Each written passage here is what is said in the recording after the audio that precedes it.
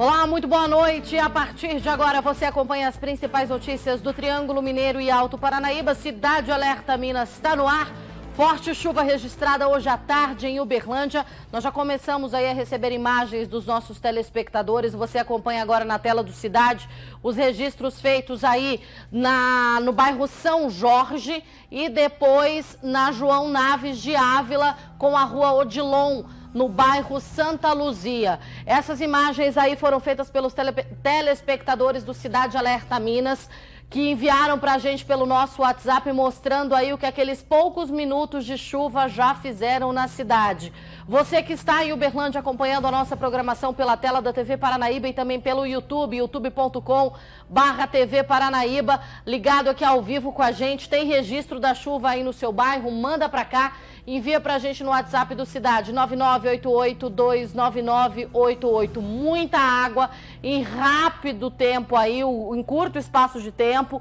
A chuva veio com muita força. Aqui no Moarama choveu forte, teve vários pontos aí, tiveram vários pontos da cidade registrando alagamento. Corpo de Bombeiros ainda não foi acionado para nenhuma ocorrência.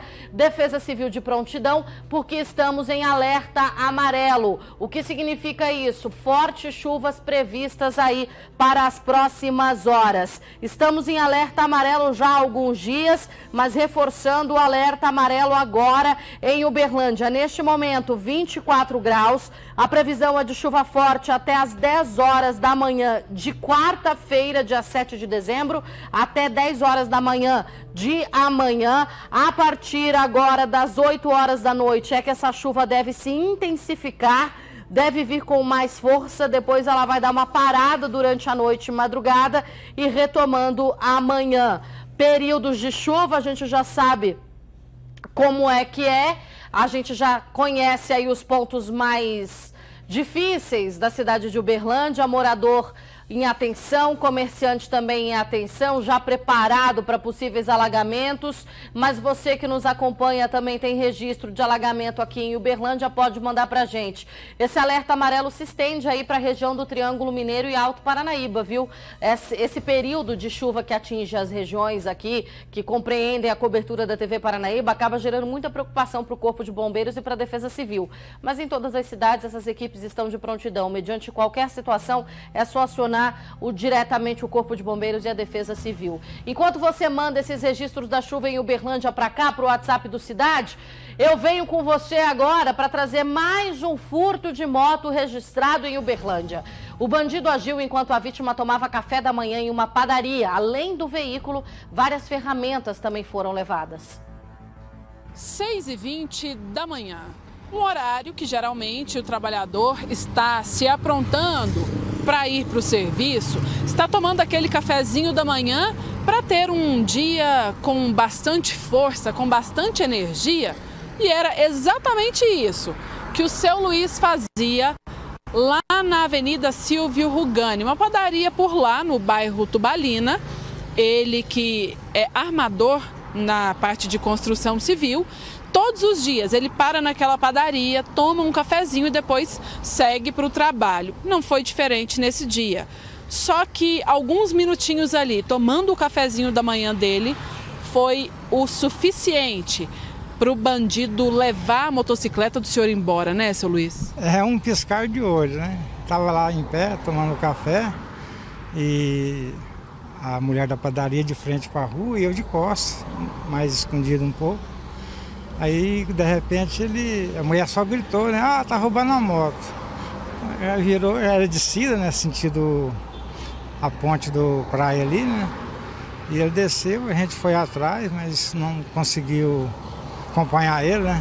A funcionária da padaria, ela assistiu a toda a ação do bandido e ela até contou para o seu Luiz que foi bastante rápido, não deu tempo nem de tomar alguma atitude ali, de dar um grito, de mostrar para ele que todo mundo da padaria estava observando a ação dele, né? Foi realmente muito rapidinho ali.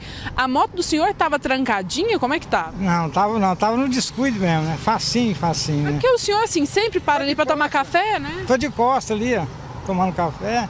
E a gente toma café no passeio ali para ficar vigiando a moto, que tem ferramenta, tem as coisas, né? E você fica naquela lerdeza e não tirar a chave da ignição, né? O seu Luiz, ele já tem essa moto já há algum tempo, né? Há quanto tempo? Desde 2013. Quase 10 anos aí, né? Era uma moto que ele usava para tudo, principalmente para o trabalho. E nessa moto estavam ferramentas de trabalho dele, aproximadamente no valor de uns R$500. Então, ou seja, não é só o prejuízo da moto que custava R$4.000. Tem também o prejuízo das ferramentas que eram dele, que ele utilizava todos os dias. Então, cerca de R$4.500 aí de prejuízo? Ah, com certeza, com certeza. E como é que é a moto para que o telespectador de Cidade Alerta possa ficar de olho pelas ruas e ajudar o senhor a encontrá-la? Ela é uma moto 2003, azul escuro, com os paralama preto. Qual que é o modelo dela, marca? É Honda, né? Titan, Honda, KS, né? Não é partida no pedal. Ela não tem assim nada que possa descrever ela com mais detalhe, não. Um adesivo, algum detalhe? Estava bem conservado? Tava arrumadinha, né? A gente sempre está cuidando, porque para trabalhar tem que estar em dias, né? Placa? HAF 6799. Faz o apelo então, para a população ficar de olho, vai ajudar bastante o senhor, se o senhor puder tê-la de volta, né? Pois é, aí alguém vê, né? Já tem os contatos aí da polícia, já foi dado queixa.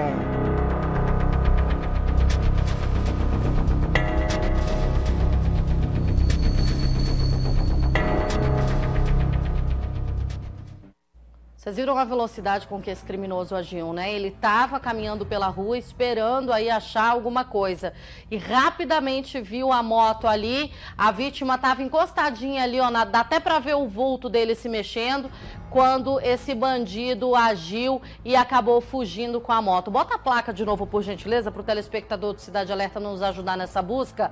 Placa aí, ó, HAF6799, é uma moto igualzinha a essa que você tá vendo, HAF6799, mais uma moto furtada na cidade de Uberlândia, mais um índice para as estatísticas, mais um crime registrado aqui no município, onde um trabalhador está amargando prejuízo por causa da ação dessa bandidagem que está solta. Qualquer informação que você tiver sobre esse veículo, pode entrar em contato com a gente e acione direto a polícia no 181. A gente vai acompanhar agora o caso de uma adolescente de 16 anos que foi agredida e estuprada. Segundo a polícia militar, um homem de 20 anos, amigo da vítima, também ficou ferido ao tentar impedir que o criminoso cometesse a ação. Ainda de acordo com a polícia, esse suspeito agiu sozinho e usou uma faca para ameaçar e ferir as vítimas. Nessas imagens, registradas por um circuito de segurança de uma casa, dá para ver o momento em que um rapaz de 20 anos passa acompanhado da vítima, uma adolescente de 16 anos. Um pouco mais atrás estão outras 3 amigas do casal. O registro foi feito enquanto a turma de amigos passava por uma rua no bairro Jardim Patrícia, em Ouro Fino, no sul de Minas. O relógio marcava 00:29 de domingo, 4 de dezembro. Agora, repare que após a passagem da turma de amigos, a movimentação no local parece normal, até que um homem, usando um moletom com capuz, é flagrado na imagem. Ele caminha a passos rápidos em direção aos jovens. Alguns segundos depois, uma gritaria é captada pelo circuito de segurança.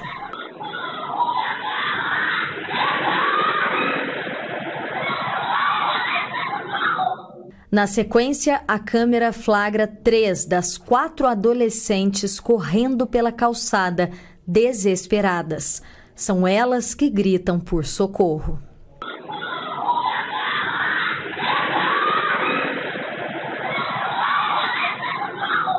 Já nessa outra gravação, captada por uma câmera de outra residência, dá para ver o momento em que o grupo de amigos é atacado pelo homem que o seguia.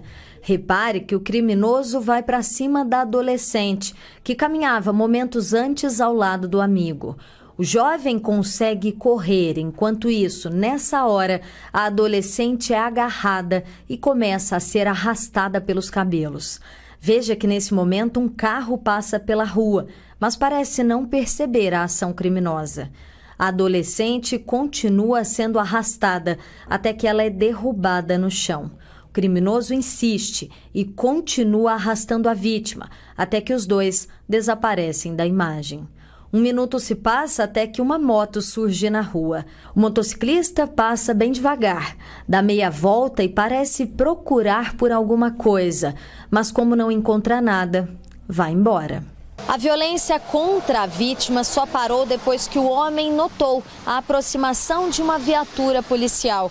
De acordo com a polícia militar, a vítima contou que foi arrastada até um córrego. Nesse tempo, ela ainda teria tentado tirar a faca das mãos deste homem, mas acabou com ferimentos nas mãos e nos braços. Essa adolescente também contou que lutou contra o homem e acabou tendo as roupas rasgadas e foi obrigada a praticar sexo com esse homem. A vítima conseguiu correr até a viatura da Polícia Militar porque o homem fugiu. Ela contou tudo em detalhes para os policiais. A polícia informou que ainda tentou correr atrás do homem, mas ele conseguiu escapar por uma mata, às margens da MG 290. A vítima foi socorrida com ferimentos pelo corpo e encaminhada ao hospital, onde foi acompanhada pelo Conselho Tutelar até a chegada dos pais. O amigo dessa adolescente, que aparece caminhando ao lado dela antes do ataque, também ficou ferido ao tentar impedir que o homem atacasse a amiga. Ele foi golpeado nas costas. O inquérito já foi aberto pela Polícia Civil para investigar esse crime. O homem ainda não foi identificado. Crime que aconteceu aqui no estado de Minas Gerais e que reforça os cuidados que a gente deve ter e as amizades que a gente deve escolher também. Nós estamos falando de uma menina que foi atacada no meio da rua, em um bairro residencial, com movimento, que estava ali aos gritos pedindo socorro, as amigas que correram, ninguém, não é possível que esse motorista do carro não tenha visto, vocês me desculpem. É impossível que naquela hora, com os gritos que essa menina dava, com a velocidade que essa caminhonete passou, essa pessoa não tem, o veículo da frente, a caminhonete que vem depois, os gritos das amigas, ninguém teve a coragem de fazer o acionamento da polícia ou de ir lá fazer uma intervenção para salvar essa adolescente. Todo mundo ali parece que foi conivente com a ação do estuprador. A polícia militar disse que era um trabalho de patrulhamento na região.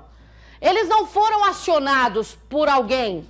Eles simplesmente estavam passando pelo local, o bandido viu o estuprador e resolveu correr.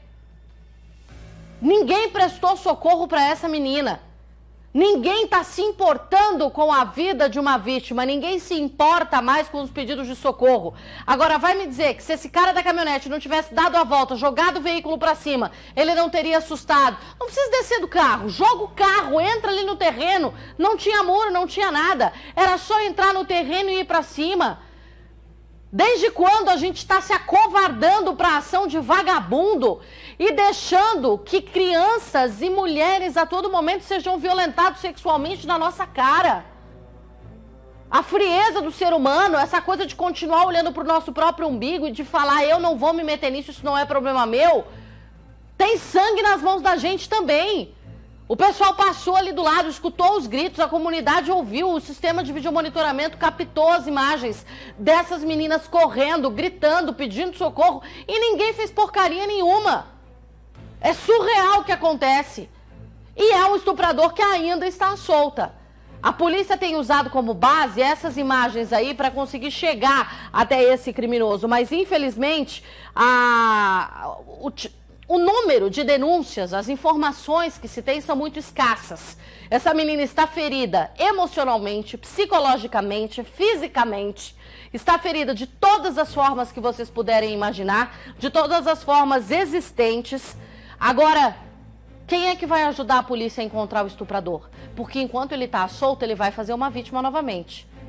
E aí vocês estão vendo que não importa mais nem a orientação de segurança que as nossas forças de segurança costumam dar. Não ande sozinha, não ande no meio da rua desacompanhada. Tava ali, ó, junto com as amigas, com mais um rapaz, e mesmo assim o estuprador agiu. Quando eu falo que essa raça é a pior do universo, eu não tô brincando, eu não tô exagerando. Pra mim, esse tipo de gente é ladrão de oxigênio.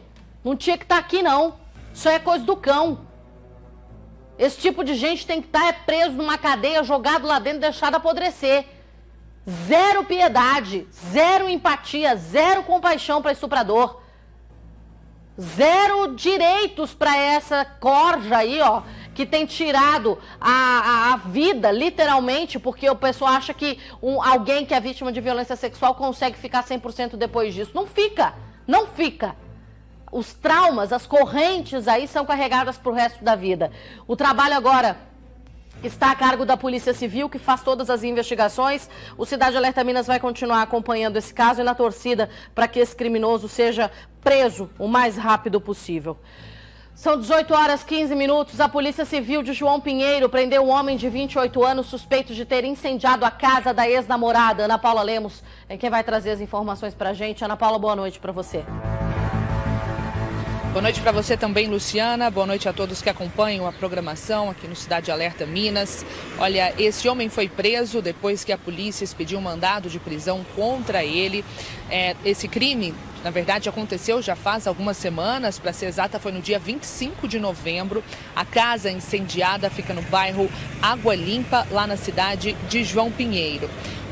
No momento desse crime, os militares do Corpo de Bombeiros foram acionados, a casa ficou totalmente destruída, a estrutura ficou bastante comprometida, todos os móveis da casa foram queimados e existia a possibilidade, a suspeita de que teria sido um incêndio criminoso. Então a polícia começou a investigar até que levantou várias provas que condenavam esse homem de 28 anos. Esse homem, inclusive, Luciana, já tem várias passagens pela polícia. Ele tem 30 passagens, é bem conhecido, inclusive 2 passagens por Maria da Penha, pela Lei Maria da Penha, que foi contra essa ex-namorada, a vítima desse caso aí, a dona dessa casa que foi incendiada.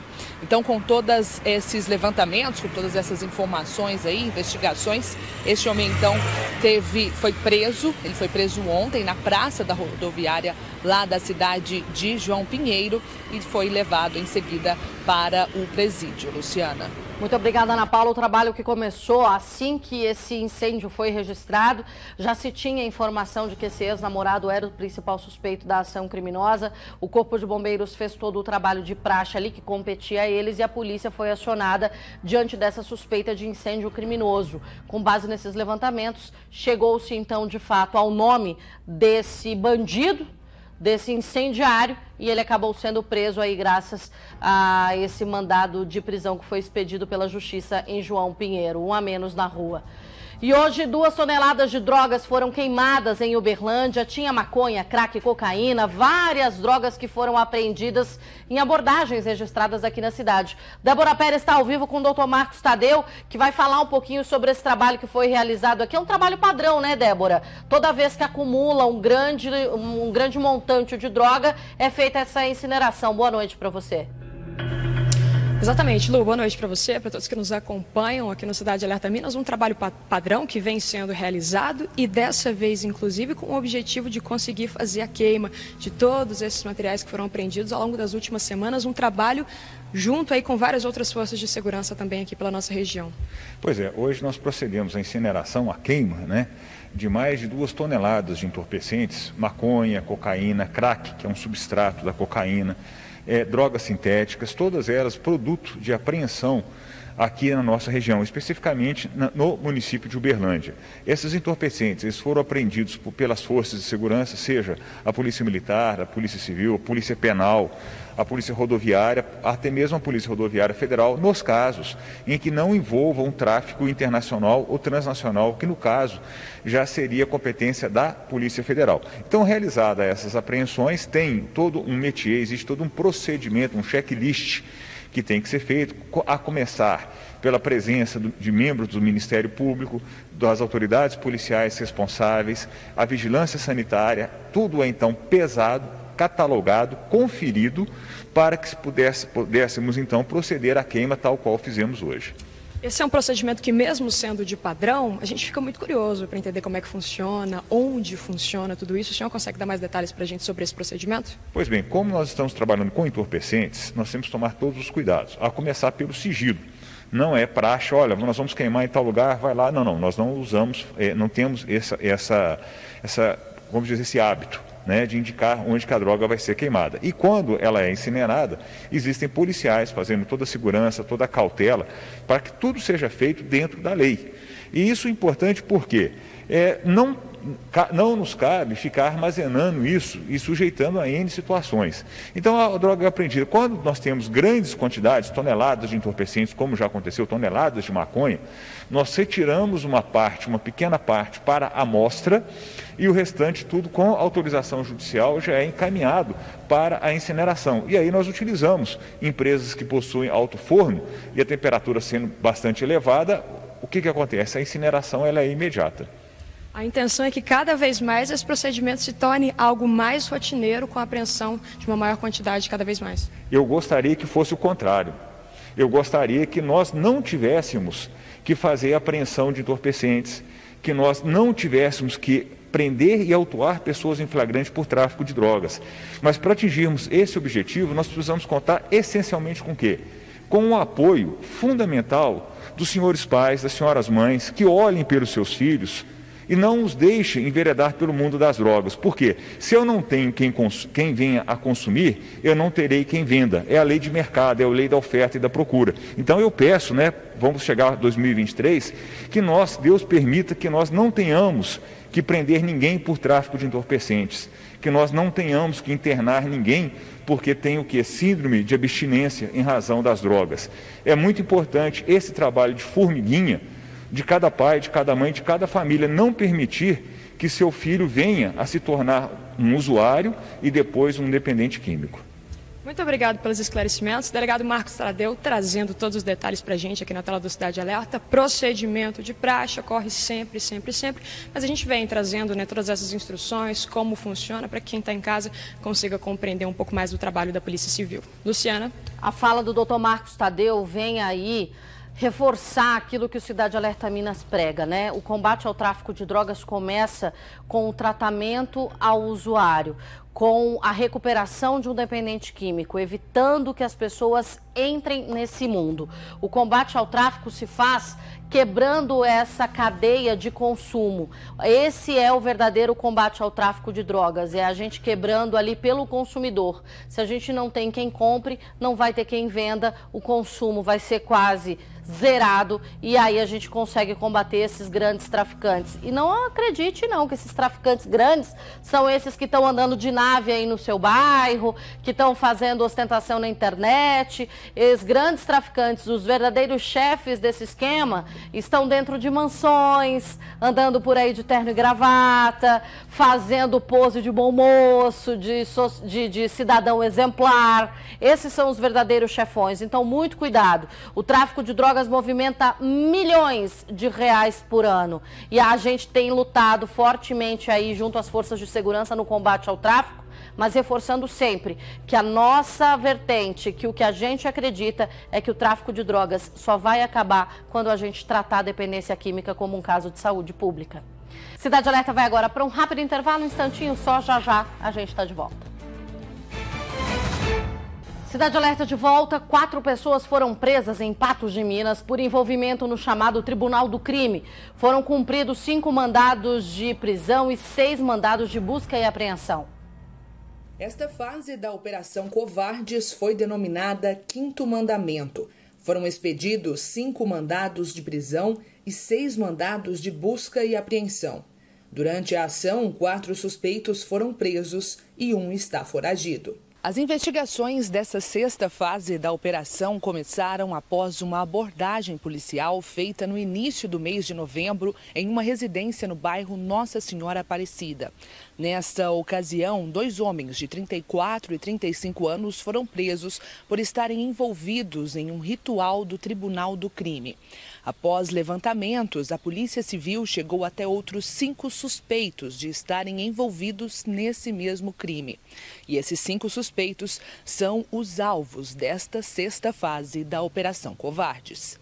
A Polícia Militar, na ocasião, e foi salvo engano, dia 4 de novembro desse ano, também com um pouco mais de 30 dias, realizava patrulhamento nas imediações ali do bairro Nossa Senhora Aparecida, quando escutou alguns gritos, Inclusive, alguns populares chamaram a viatura, quando então abordaram uma residência abandonada e lá se encontravam 2 indivíduos, estavam amarrados em uma cadeira, estavam sendo torturados, tinham fios elétricos onde eles eram submetidos a choque, tinha outras ferramentas que eram utilizadas para torturar eles, o que poderia inclusive ter redundado aí, se não fosse essa intervenção, na qualificação dessa tortura, e talvez aí com o resultado morte. A partir desse momento, nós fomos até o local, iniciamos as investigações.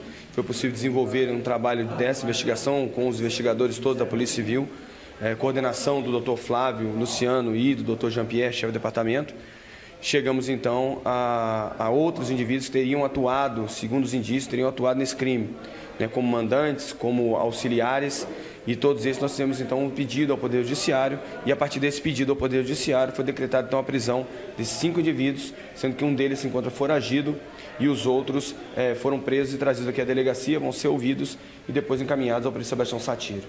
No momento da abordagem, os suspeitos não reagiram, mas também não colaboraram com informações. Eles têm idades entre 20 e 40 anos e todos já têm passagens pela polícia. Todos esses envolvidos aí levantados através da investigação são conhecidos aí, na rotina de abordagens e na vivência policial por diversas outras práticas, pelo menos são apontados aí como autores de crimes contra o patrimônio, crimes violentos, crimes contra a vida, dentre outros, tráfico de drogas principalmente, dentre outros. Nesta fase, nem droga nem armas foram encontradas com os membros da organização, mas a polícia apreendeu celulares e documentos que poderão auxiliar em futuras investigações. Nessa operação, materiais ilícitos não foram encontrados, mas foram encontrados materiais importantes e necessários para o decorrer das investigações com relação não só a esse fato, mas a outros fatos que vão se desenrolando de acordo com a investigação feita pelos delegados da Polícia Civil. São investigações paralelas, Todas elas com o mesmo objetivo, que é desarticular essa organização criminosa, essas organizações criminosas que promovem um verdadeiro caos em todas as cidades, mas principalmente ali no município de Patos de Minas, onde essas operações são deflagradas. Esse trabalho acontece aí nas cidades de toda a nossa região. O Tribunal do Crime, infelizmente, é uma realidade, já se instaurou aqui na região, é uma realidade que todos os municípios vivem e, infelizmente, é uma lei paralela, onde os bandidos têm mais medo dessa lei do Tribunal do Crime do que, de fato, a lei que rege o país. Para você ver o poder desses bandidos, a força empregada, para você ver o terror ali que esses criminosos são submetidos. Não é uma prática aceitável, é surreal que a gente viva isso aqui na nossa região e é por isso que as nossas polícias, as nossas forças de segurança têm atuado em conjunto para combater essas organizações criminosas e desarticular esses grupos. Não é a primeira ação desse Tribunal do Crime, resta saber qual organização criminosa que estaria por trás desse julgamento, mas essas investigações devem apontar isso aí já nos próximos dias. Logo depois do Cidade Alerta Minas tem muito mais informação, chega a Marina Caixeta com o Jornal Paranaíba e a gente vai saber os destaques da edição de hoje. Boa noite, Marina.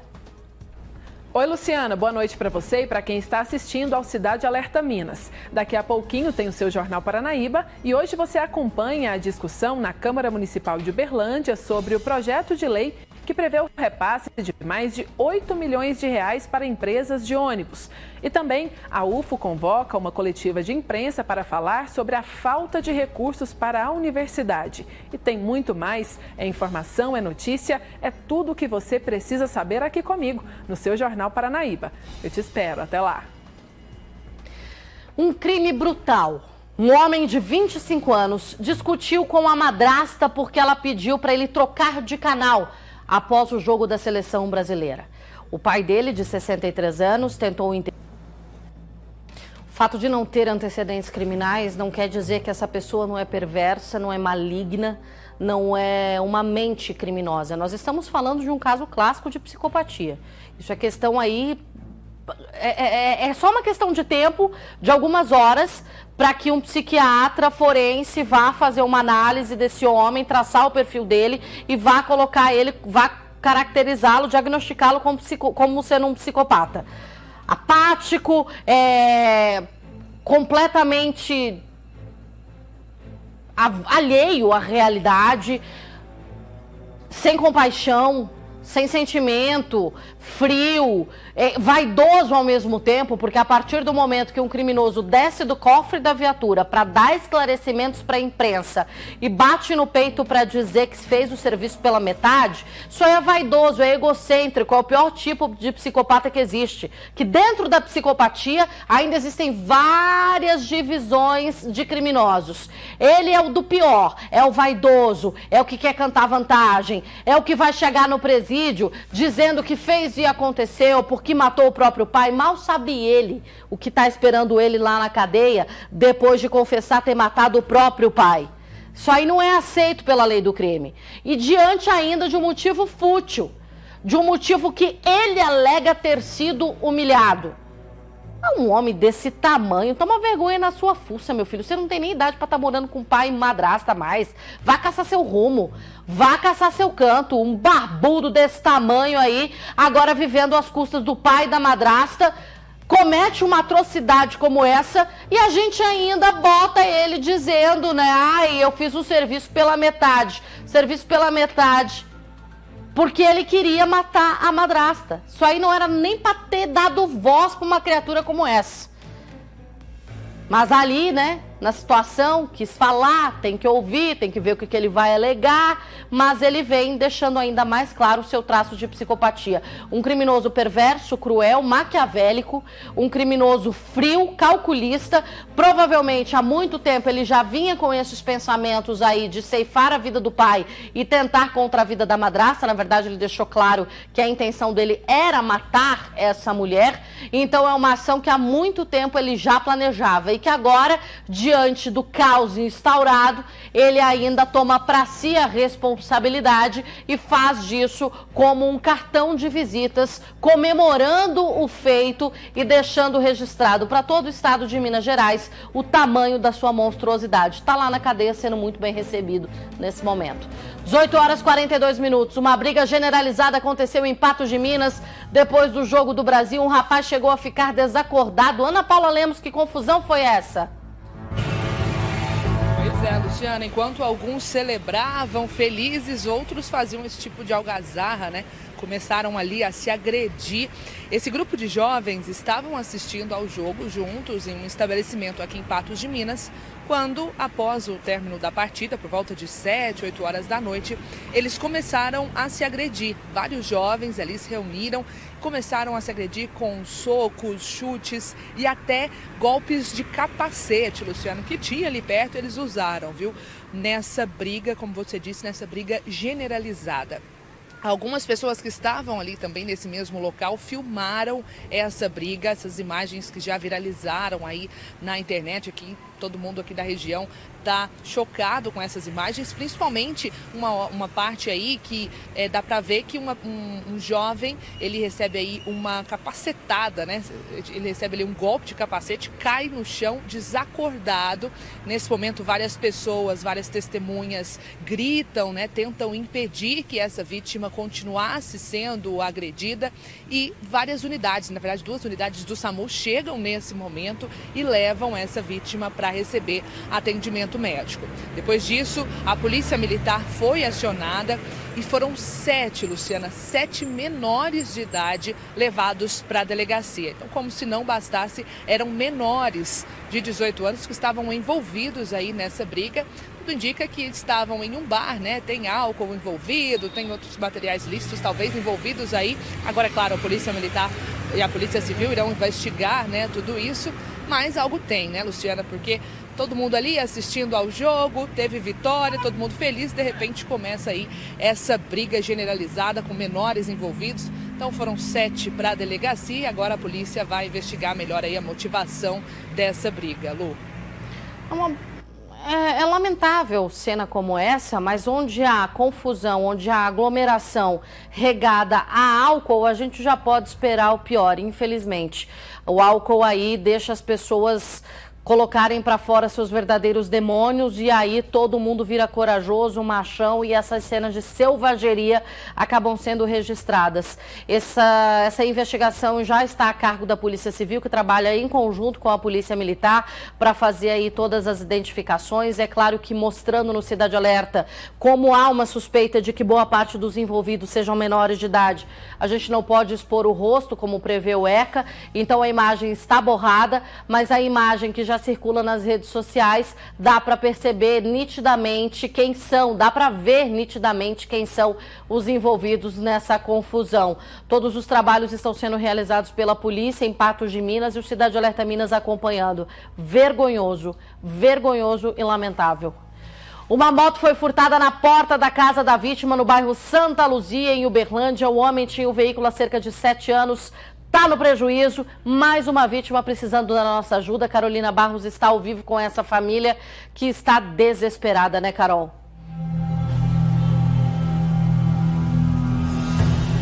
Sem dúvida nenhuma, Luciana. Boa noite para você, para todos que nos acompanham no Cidade Alerta Minas. É um desespero total, até porque, imagina só, a pessoa trabalha uma vida inteira, compra um veículo para facilitar a vida e vem alguém com poucos segundos e leva esse bem embora. Isso aconteceu aqui na rua Derli Magalhães, no bairro Santa Luzia, em Uberlândia. A vítima, que tem o costume de parar a moto muito rapidamente na porta de casa para entrar e sair já em seguida, porque faz inclusive trabalhos voluntários também, deixou a moto por questão de alguns minutos aqui na rua Derli Magalhães, na porta da casa dele, o Marco Aurélio de Almeida.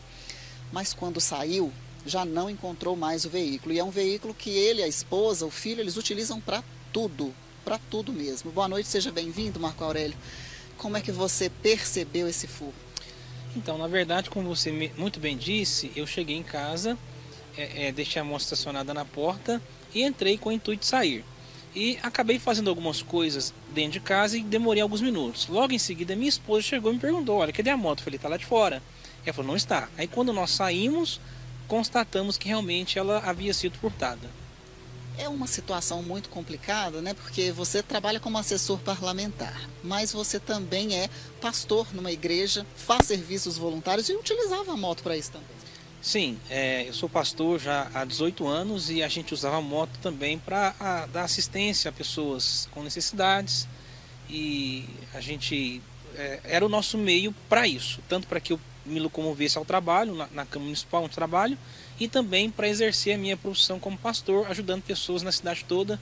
Inclusive, durante a pandemia, distribuímos aí mais de 200 cestas básicas a famílias carentes. Pois é, um trabalho voluntário muito bacana, que beneficia muitas pessoas, e a gente está falando isso, ele não queria falar sobre isso, viu? Quem puxou esse assunto até fui eu, porque a gente tem que mostrar a realidade dos fatos, né, Luciana, pessoal de casa? A gente que batalha para ter as coisas e ainda presta um serviço à comunidade e tem esse meio que é fundamental para todo esse trabalho levado. Agora, quando você percebeu esse furto, você foi atrás de câmeras de segurança, né?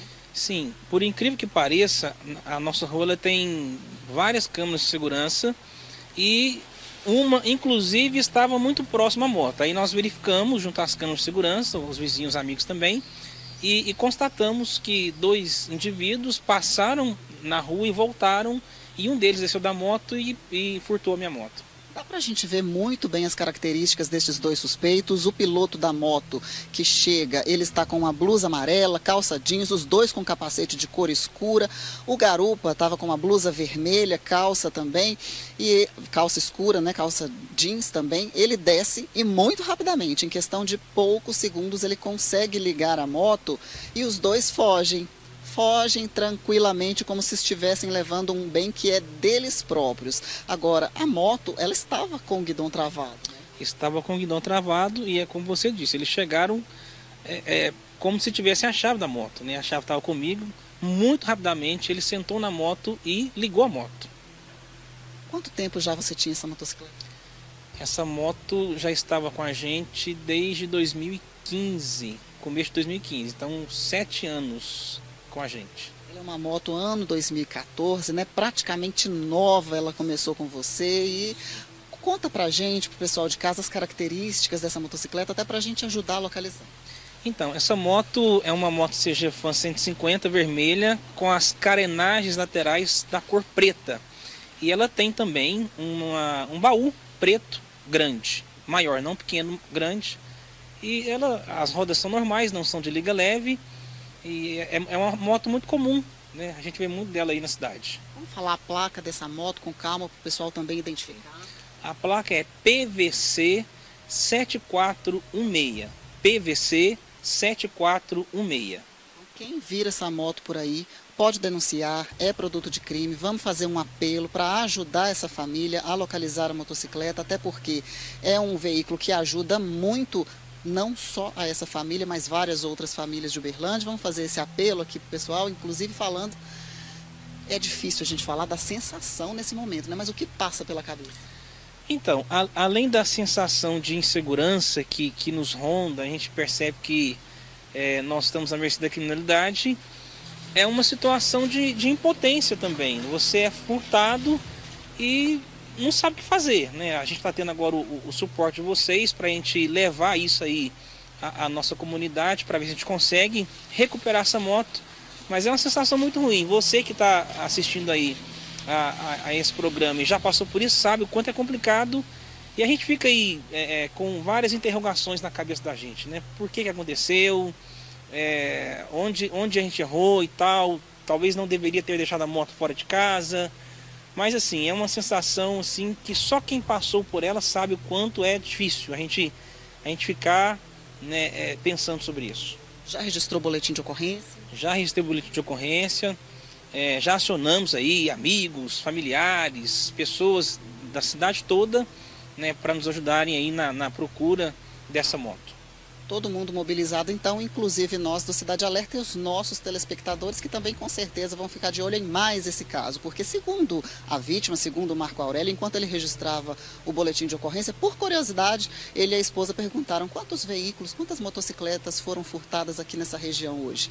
Eles falaram 5. Somente essa equipe da Polícia Militar conseguiu levantar que 5 motocicletas foram furtadas hoje aqui nessas imediações na nossa cidade de Uberlândia. Luciana, é bem complicada essa situação. Eu começo a achar que aquele dado de que a média era de 2 furtos de moto por dia está desatualizado. Inclusive, vamos de novo, gente, vamos pedir aí, produção, dados atualizados do número de motos furtadas e roubadas em Uberlândia e quantas delas foram recuperadas. A gente mostrou os dados do primeiro semestre, mas já estamos fechando aí o segundo. Então, vamos atrás da Secretaria de Justiça e Segurança para a gente ter essa noção, porque o que o morador de Uberlândia vive é uma realidade completamente diferente dessa que os números tentam mostrar para a gente. O bandido não agiu sozinho, estava com o comparsa ali da jaqueta amarela, passavam. O que esses criminosos fazem? Eles furtam uma moto, adulteram a placa ou vão na placa original mesmo, na maior cara de pau, saem em dupla pela cidade, rodando alguns bairros, procurando veículos que estão estacionados e de situação mais fácil aí de ser levado. Que são quais são esses facilitadores? A falta de trava, falta de cadeado, falta de corrente. todos esses apetrechos de segurança que são fornecidos pelo mercado, que estão disponíveis no mercado, eles devem ser utilizados. Porque essas motocicletas, na massiva maioria dos números, as que são levadas são as que estão presas apenas no guidão, na chavinha. Algumas delas vêm com esse dispositivo de tranca, né? Não são todos os modelos, mas a maior parte vem com esse dispositivo de tranca de guidão. São presas só ali. E isso ali é uma coisa que o bandido destrava com um fio de cabelo. Para eles é coisa fácil, é fichinha. Ele já tem a manha de cada modelo de moto. Então, temos que investir nessas correntes, esses cadeados, nessas travas de pneu, em tudo isso, porque os bandidos ficam rodando, olhando o veículo que está sem esse tipo de trava, que é mais fácil para ele furtar, e aí a ação é questão de segundos, eles levam esses veículos. Para onde? Ou para desmanche, ou para cometimento de outros crimes. Eles abandonam o veículo, pegam a outra e aí cometem crime, abandona, pega outra e assim vai indo. É uma cadeia que não para de crescer. Esses criminosos estão sendo procurados pela polícia, essas imagens aí já foram entregues à Polícia Militar, que faz todos os levantamentos, todos os rastreamentos, e a gente aqui está à disposição também do telespectador que foi vítima de bandidos em todo o Triângulo Mineiro e Alto Paranaíba. Tem flagrante? Tem imagem aí que registrou a ação? Entra em contato com a gente no 9988-29988 e manda para cá. Vamos seguindo porque um homem foi preso em Uberlândia depois de cometer vários crimes. Ele é investigado pelo envolvimento de mais de 7 roubos de veículos. Débora Pérez, esse deu trabalho para a polícia, hein? Deu trabalho e muito, viu, Luciana? Ele que é apontado aí como principal suspeito de estar envolvido nesses 7 crimes que foram registrados na cidade de Uberlândia, todos na zona leste, viu? Eles têm características muito semelhantes. A polícia já teve acesso a algumas informações, relatos, imagens, câmeras, tudo isso que contribuiu e muito nesse trabalho de investigação, até que eles conseguissem chegar, então, até esse homem de 30 anos. Foi um trabalho em conjunto da Polícia Civil de Minas Gerais com a Polícia Militar aqui da cidade de Uberlândia, para que eles conseguissem, de fato, concluir esse trabalho. É claro que está muito longe dessa conclusão, uma longa investigação vai acontecer, é um cruzamento de dados, né, traçando todas essas metodologias, a partir dos testemunhos, dos relatos, das imagens, para que aí sim eles consigam concluir tudo isso. Mas tem um detalhe muito importante em toda essa história, que este homem foi encontrado a 80 quilômetros de Uberlândia, com um produto de furto, com um carro que havia sido furtado lá na cidade de Prata. Então, claro que a polícia já está ciente de todas essas informações, já tem um detalhamento muito grande, a gente vai acompanhar de perto todas essas investigações, mas pelo menos a expectativa é de que na zona leste aqui da cidade de Uberlândia deu uma acalmada, viu, Lu? Bom, é o que a gente espera, né? Nós tivemos aí uma outra prisão esses tempos também de bandidos ligados a ações criminosas, a roubos registrados, e esse agora de mais de 7 roubos de veículos. A polícia sabe que esse número pode aumentar, por isso que agora vai ter aí toda uma investigação em cima desse suspeito. Eu vou para um rápido intervalo, um instantinho só. Já já o Cidade Alerta Minas está de volta. O número de casos de crime de ódio subiu 50% em Uberlândia em comparação com o ano passado. Só nos primeiros 9 meses foram 18 registros. Investigações que estão em andamento e vítimas que estão traumatizadas para sempre.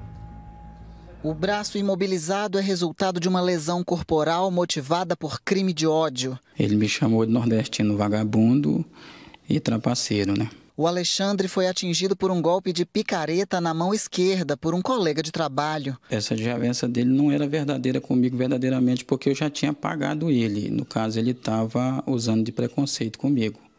Ele foi perverso comigo nessa parte, em ter me ofendido por eu ser um nordestino. Para ele, a motivação real não passou de preconceito por ele ser nordestino. Não me chamava pelo meu nome, me chamava como Maranhão. E aí eu falava que eu não gostava que me chamasse de Maranhão, mas se me chamasse de Alexandre. Eles continuavam chamando de Maranhão, porque eu sou do Maranhão. Após ser atingido, ele perdeu a consciência e foi levado por amigos ao hospital, onde passou por cirurgia. Agora precisará de no mínimo 3 meses de afastamento do trabalho, já que as mãos são sua principal ferramenta.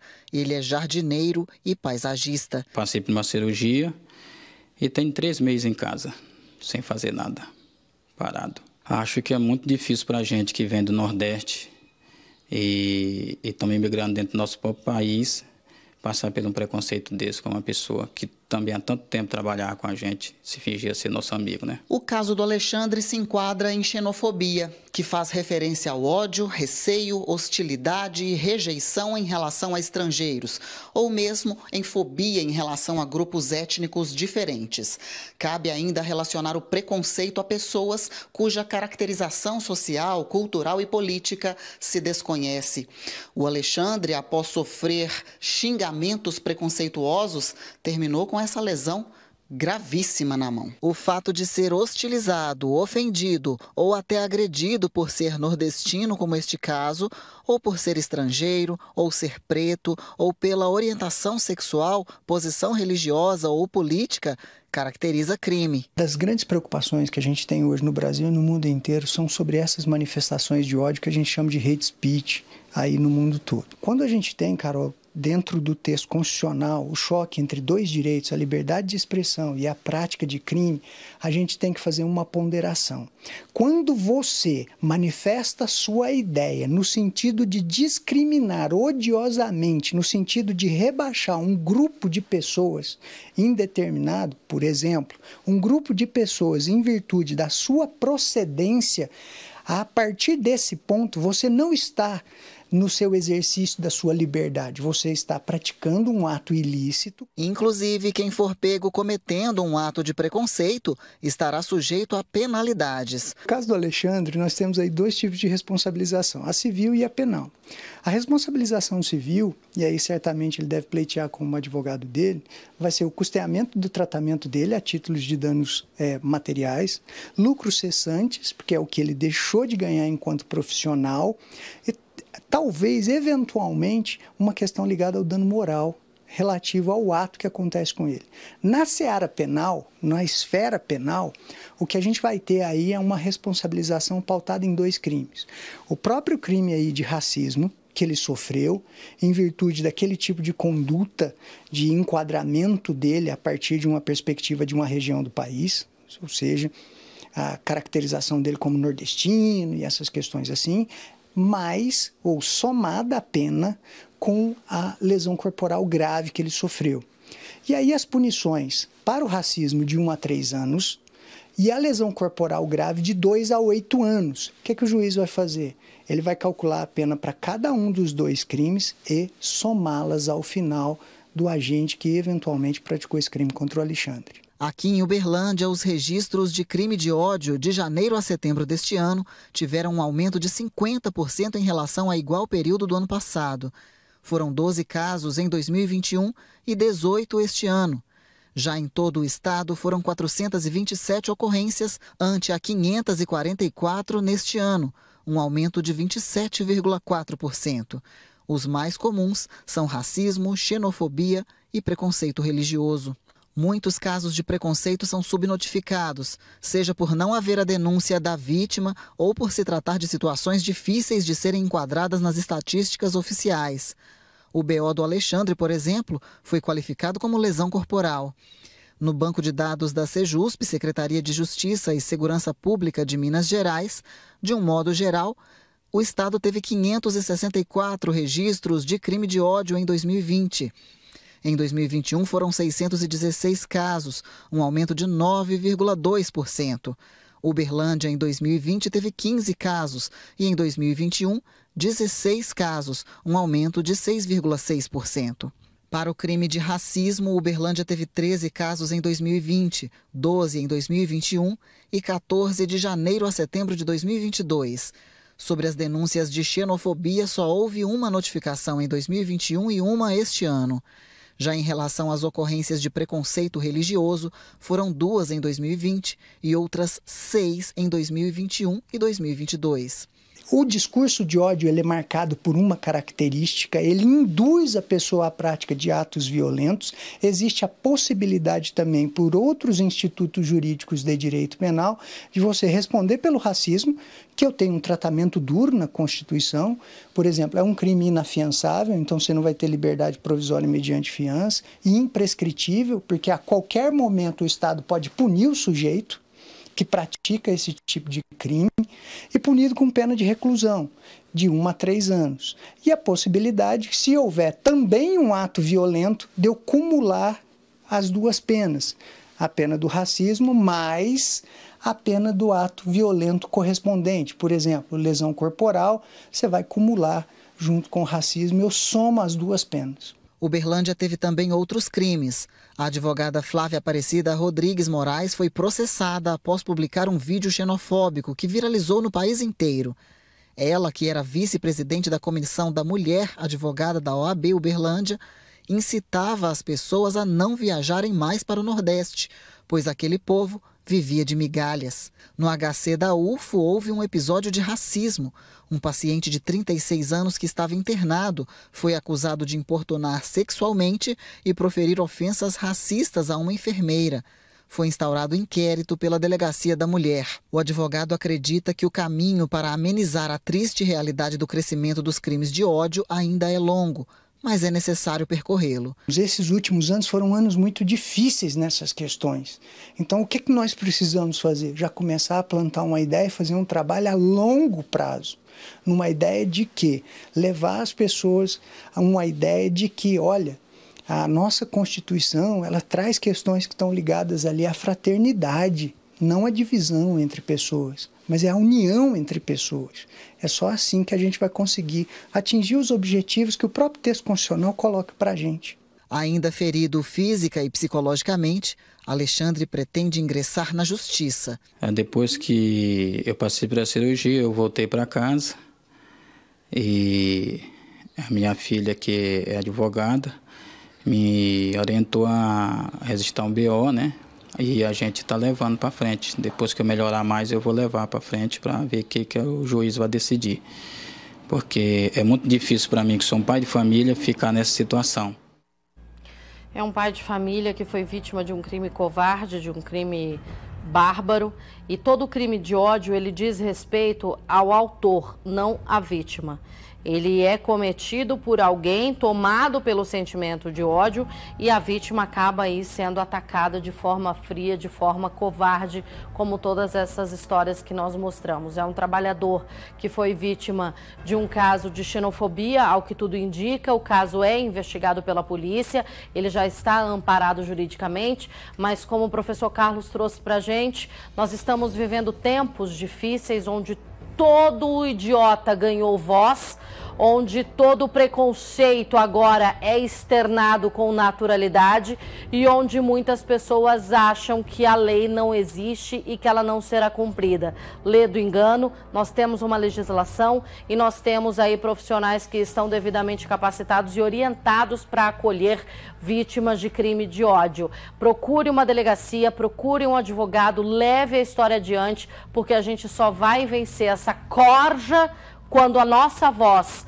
a voz da bondade, a voz da compaixão, a voz da sabedoria, do amor, for muito mais alta, quando a gente gritar para que eles se calem. São 19h10, o Cidade Alerta vai agora para um rápido intervalo. Instante só, não sai daí não, que já já a gente está de volta. A polícia está atrás do homem que esfaqueou um suspeito de roubo em Uberlândia. Quem traz informações para a gente é a Carolina Barros, ao vivo neste momento. Carol, essa vítima é que é apontada como suspeito de ter cometido um crime.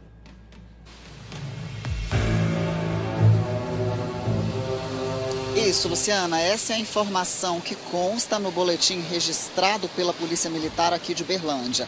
O crime, as facadas que esse homem levou, aconteceram no bairro Brasil, aqui na cidade de Uberlândia, foi na rua Santa Catarina. Mas a polícia foi acionada pelo pronto-socorro da UAI, do bairro Tibéria, Unidade de Atendimento Integrado, onde este homem que levou 2 facadas deu entrada com estes ferimentos. Lá no local, a polícia foi informada de que o homem, devido à gravidade do ferimento, foi transferido para o pronto-socorro da Universidade Federal de Uberlândia.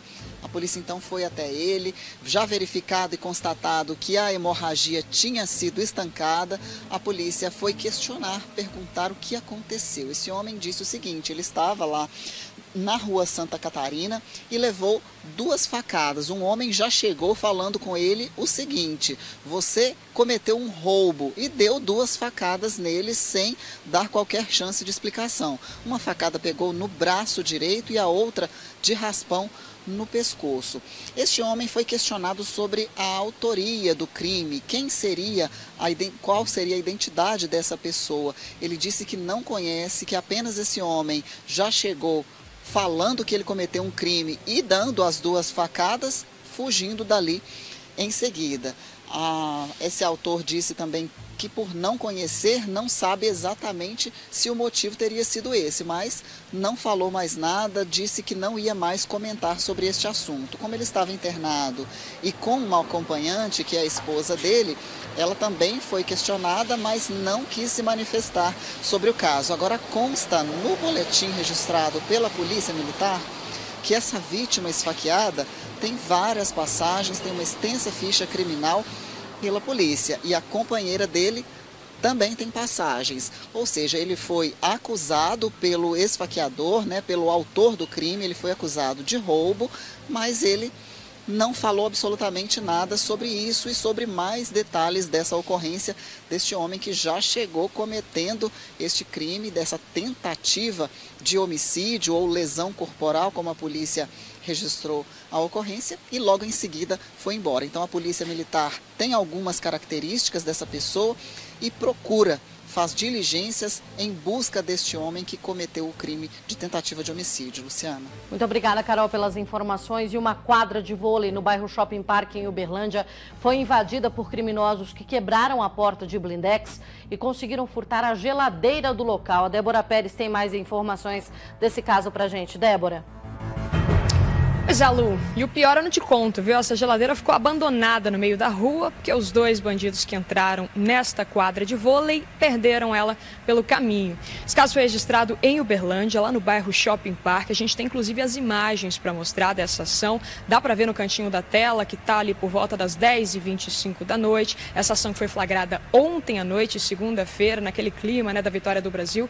Esses 2 homens entraram nessa quadra de esportes, conseguiram levar todo o estoque de cerveja que estava armazenado lá para comercialização e levaram também essa geladeira. A gente percebe pelas imagens que eles perdem a geladeira, não conseguem devolver ela ali para o porta-malas, tinha grande parte saindo para fora, por isso que ela realmente caiu no chão, não conseguiram colocar de volta, deixaram ela lá no cantinho como se estivesse deixando um papel, assim, uma coisa super inútil.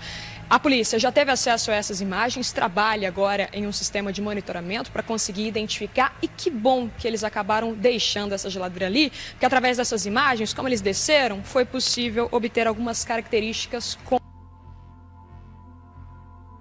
Perdemos a comunicação com a Débora Pérez, mas vocês estão vendo ali, porque nesse momento em que a geladeira caiu, a polícia conseguiu pegar algumas características dos suspeitos. E aí agora os levantamentos estão sendo realizados. Acabaram abandonando a geladeira, além de quebrar a porta de blindex, furtaram a geladeira, destruíram a geladeira, que ficou largada lá no meio do caminho. Prejuízo para o empresário do bairro Shopping Park. Agora, olha só, nem toda oferta de preço baixo é confiável. Uma mulher perdeu R$ 2.400 comprando um celular. Ela achou que estava fazendo um bom negócio, mas na verdade foi vítima de estelionatários. Tela quebrada, sistema travando. Já era hora de trocar de celular. Essa mulher pesquisou até encontrar um preço que ela conseguia pagar. De R$ 4.000, o aparelho estava R$ 2.400. O anúncio apareceu em uma rede social. Era uma loja de eletrônicos localizada em Brasília, que dizia fazer entregas também fora do Distrito Federal. Eu tinha um acerto para receber e eu estava pesquisando, e aqueles patrocinados que sempre aparecem, de perfis e tudo mais, apareceu para mim esse. E aí eu vi que os preços estão muito abaixo. E eles informavam que era importado e tudo mais, e eu me interessei pelo perfil. Os prints mostram conversas entre a mulher e o vendedor. Ela questiona a segurança da compra, se realmente pode confiar que iria receber o produto, e aí ela sentiu confiança nas respostas. fez logo um Pix do valor do produto. Aí eu conversei, fiz pelo Pix, confiando, até perguntei para eles, é confiável, pode ser, pode, eu vou receber meu aparelho e tudo mais.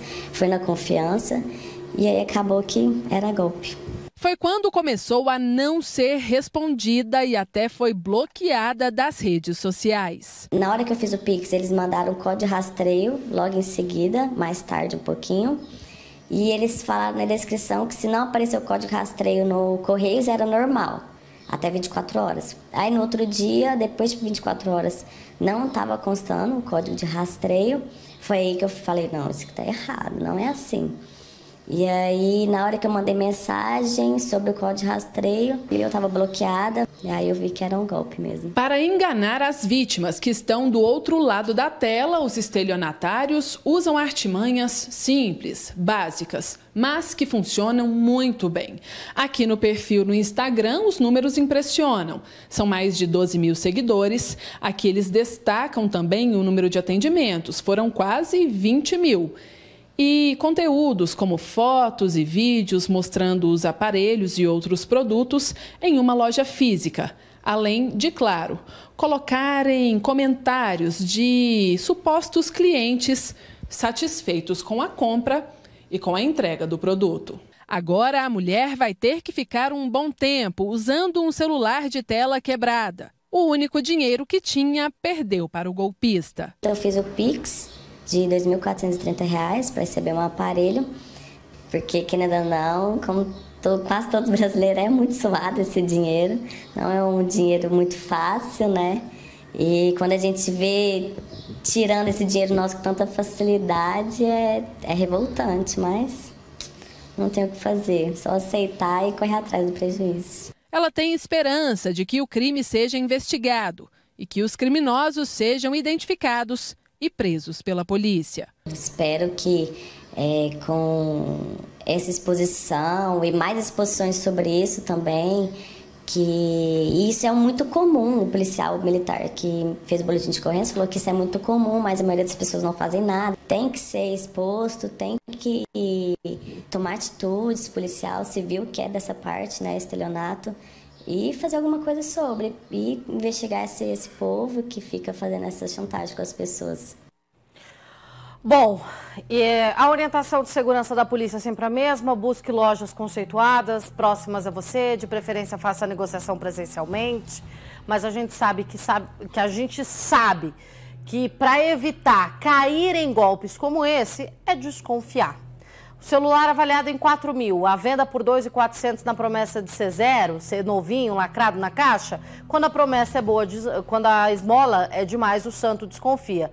Agora a gente sabe que tem mais um perfil aí a ser investigado pela Polícia Civil. O caso já foi devidamente registrado. A gente reforça o que o Dr. Marcos Tadeu sempre fala nas entrevistas aqui no Cidade Alerta Minas. Não acredite em tudo que está na internet, principalmente quando o preço estiver muito abaixo do praticado pelo mercado. Ninguém é bonzinho, ninguém está ali fazendo favor ou para fazer caridade. Ali todo mundo quer lucrar. E diante de um caso como esse, a gente reforça essa orientação.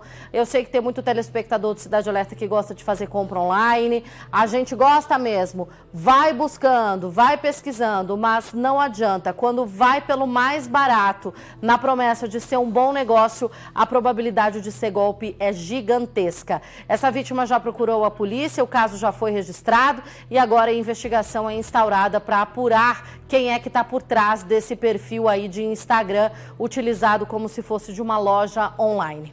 E nós entramos em contato com essa empresa, eles responderam dizendo que o advogado entraria em contato com a nossa produção, porém, ainda não tivemos retorno, estamos aguardando. O Cidade Alerta Minas fica por aqui. A partir de agora, a Marina Caixeta chega com o Jornal Paranaíba. Muito obrigada pelo carinho, pela audiência, pela companhia. E nós dois aí, ó, temos um encontro marcado amanhã. Não esquece. Ótima noite para vocês, uma ótima noite para você também, Marina. Boa noite para você também, Luciana. Boa noite para quem nos acompanha. Confira alguns destaques do Jornal Paranaíba desta noite. Câmara de Uberlândia discute projeto de lei que prevê repasse de R$ 8 milhões às empresas de ônibus.